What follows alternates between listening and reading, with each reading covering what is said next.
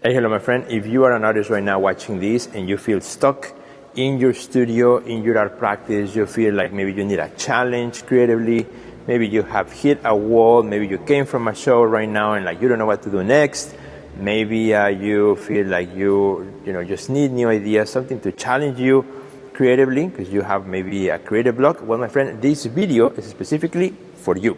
My name is Sergio Gomez. I'm an artist, curator, gallery owner, author, and co-founder of the Art Next Level program. And my goal with this channel is to make marketing and art business easy so that you can grow your art career, find new opportunities, sell more art, and spend more time creating in the studio. So if you like that, make sure you click on the subscribe button and click on the little bell so that you receive notifications of our future videos. Well, hello my friends, super happy to be here back in Chicago. I came this weekend for the opening of this show called Echoes that I had the pleasure to curate for the OART Foundation here inside the beautiful gallery of the Joby Art Center. So I'm gonna walk around the show, and as I walk around, I'm gonna give you some really great ideas on what you can do as an artist if you're feeling right now stuck, if creatively you need some new ideas, if you need some new challenges in your career, if you feel like maybe you have created like a creative block, or maybe you just you're not excited as you used to be about what you are making. So this video, my friend, is going to help you. It's going to give you some ideas as I walk through, and I'll show you kind of what some of the artists here in the show are doing that can also help you, figure out what you may want to do next. So here at this exhibition, you will find artwork from different artists from all across the United States. And it's a show that coincides with Hispanic Heritage Month, and it's a really beautiful show. So I wanted to start with this piece here by Ana Maria Nava. And sometimes, when you feel stuck in your art career, with your studio practice, sometimes what you need to do is you might need to just try new techniques, new methods, new materials. Like this beautiful piece, it's like a tapestry, but it's actually, they're like glass pieces, glass beads, and has been woven together with wire. And it hangs from the ceiling. I have it in front of a window, which looks really, really nice when the light hits it. So just working with different materials, like putting your paint aside, your brushes aside, and just going collecting materials that normally you're not used to working with, can actually give you the beginning of something amazing, something incredible, as you can see on these pieces, which are totally, totally beautiful. You just want to touch them and feel them, and they're amazing, right? But sometimes, I found myself that when I need a push in my studio, I start looking around. I start looking at what materials I may have around that maybe can become art. You just never know. Now here I have here with me two pieces. It's actually two works of mine that I created. And sometimes you need to kind of like go monochromatic, right? When you're having a hard time, like remove all color and then just focus on the composition with black and white, or white on white, or black on black. These are two pieces that pretty much are basically black on black. So there's black paint, and then there is this what you'll see in the center, which looks metallic, because I work with graphite. So it has like tons of layers of pencil graphite, over and over and over and over in all directions to create this beautiful, almost metallic finish inside these figures. And it was really a good exercise for me to work just black on black. There's no other color, just black. Black paint, super matte paint here that I use, which is also mixed with charcoal, so it gives it a totally non-reflective black and almost like charcoal based. And then the graphite, which has that interesting contrast. And there's a little bit of texture too that you may see all around the figures as well. And again, this, for me being a painter, this was a challenge to make, right? Because I had to figure out, working just with black on black, one color, or one neutral in this case, and removing all color. And that's a good exercise. Sometimes pushing yourself to do those things allows you to go back to color in brand new ways, because you have spent time really thinking about different possibilities. Now, sometimes I found also in my studio when I'm stuck, don't know what to do next, a great technique is also changing scale. Yes, changing the scale of your art. So here behind me, I have three huge paintings by Oscar Martinez, a Chicago-based artist. And these are huge. These are like 90 inches tall. And as you get closer, you will see, all kinds of things. There's textures, there's all kinds of color. There's also different applications of paint. which sometimes you may see here, for example, the artist is using different tools to create lines. And because it's a large scale, it allows you to do that, right? You have a bigger surface, allows you to be more playful with your materials, allows you to be more playful with your technique and what you do, because you don't have to be concentrated on a small section. You know, you're looking at a really large painting, and you'll see as I go farther out, you can see the scale and the size of these three beautiful paintings, which are part of the series.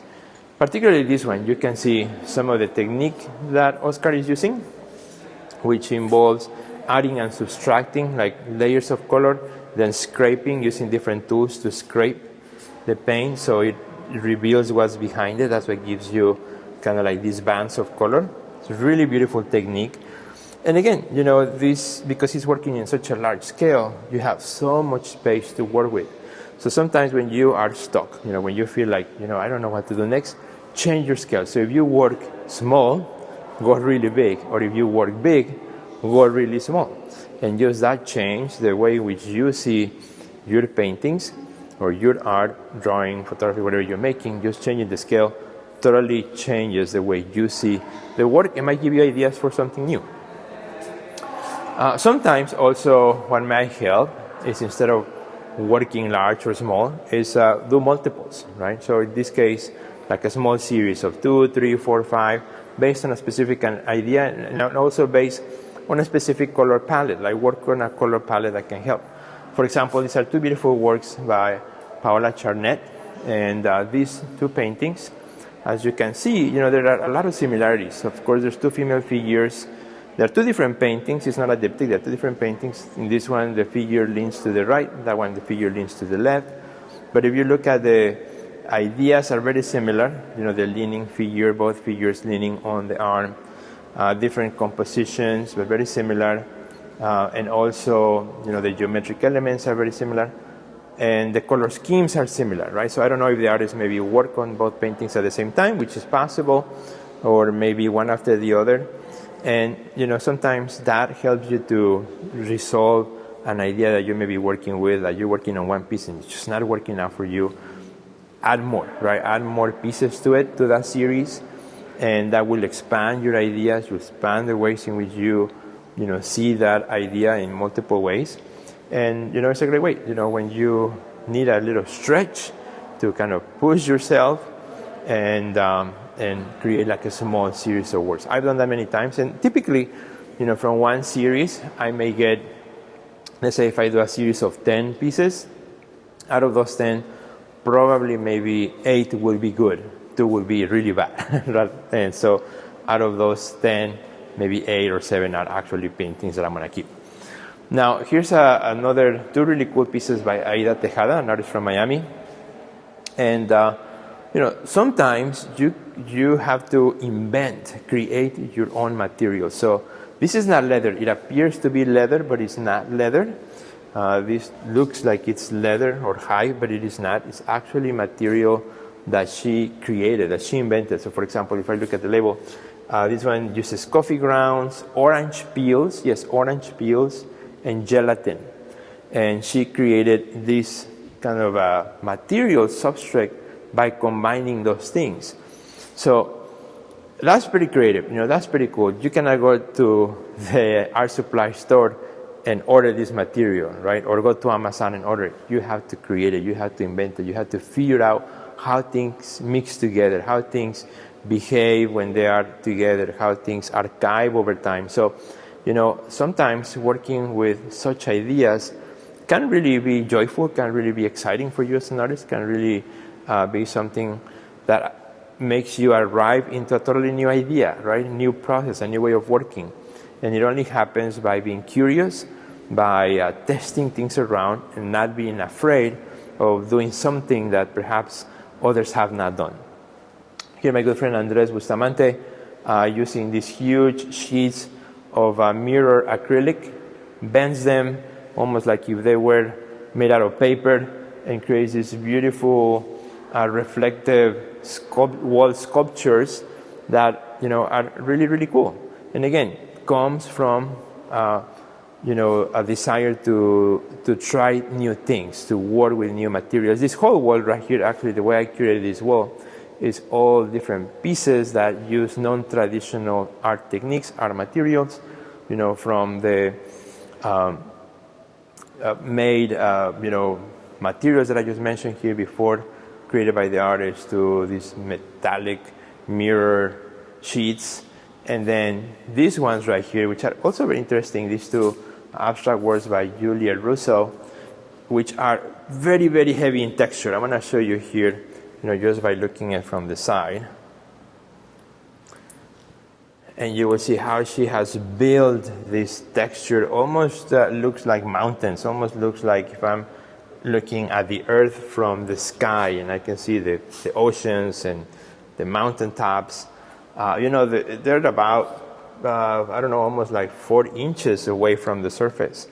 And that is really cool, because then the painting already starts to create a composition which is based on how the light, from the space hits the surface and already creates these beautiful dark areas and also light areas already by default, by the way of the light hits the artwork. So, creating these really beautiful effects.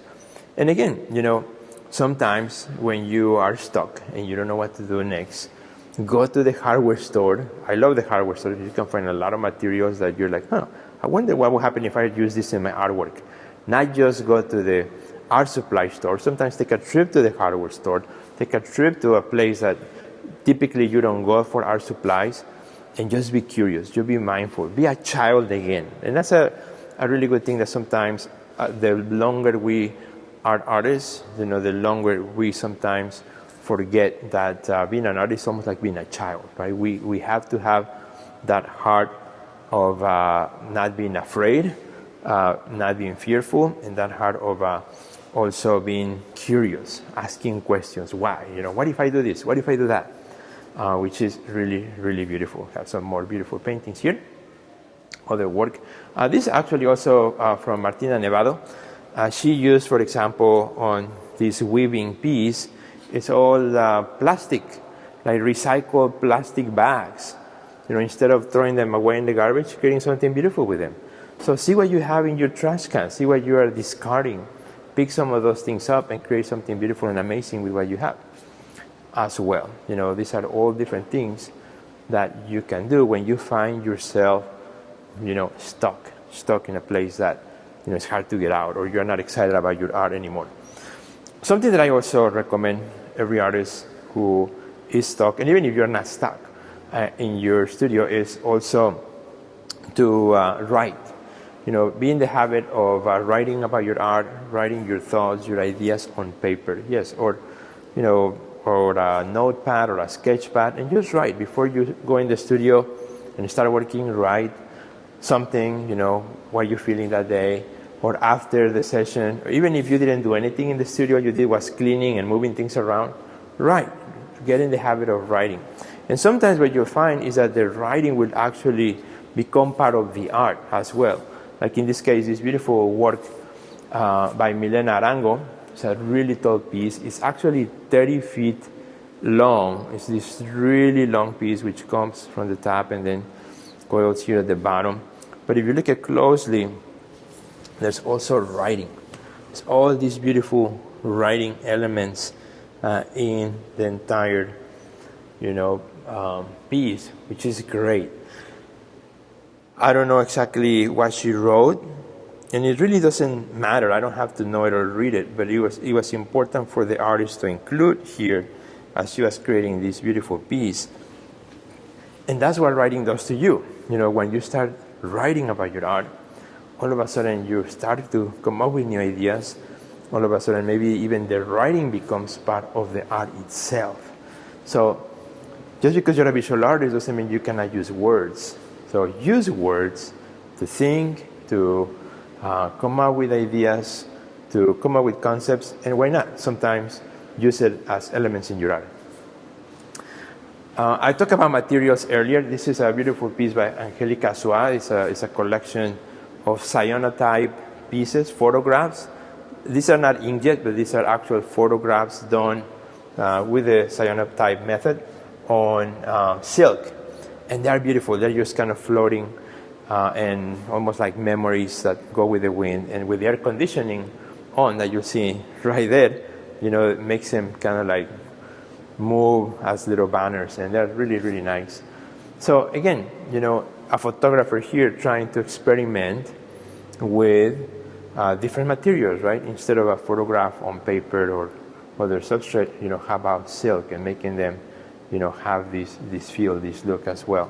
So, those are the ideas that only come when we are willing to try and to see what happens, to negotiate the space. Another really great exercise that can lead you to really wonderful works is mark making. Mark making, and one artist that when I think of mark making, that's doing quite interesting work right now too.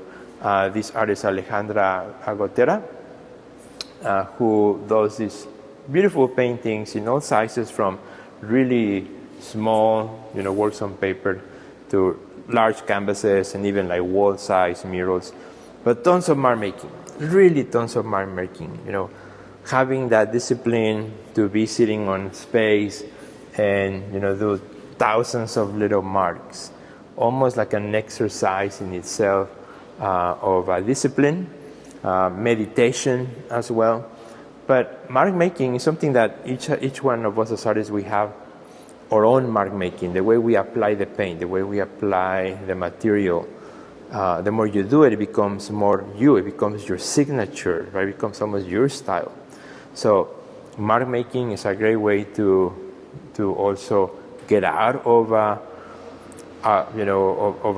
place where like you feel you're stuck creatively, or an artist block. Just mark making. Take a pencil and mark, or find either other materials that may not even be regular art materials, but you can do mark making, like go in the woods, pick up a stick, then dip it in paint or in coffee, get a big sheet of paper and start mark making and see what happens, stones, etc. I have done all kinds of really cool stuff with mark making that has given me some really, really, really great results as well. So these are some of the ideas, my friend, that you can do, and again, it's all based on different works that are here in the show right now. In Chicago, which, by the way, come and see it if you're around here at the Joby Art Center in the South Side, and you will love it. It's a great show. It's called Echoes, and so I wanted to share that with you before I head back to Miami, taking a flight later today, so that you can start thinking about how can you, as an artist, challenge yourself further.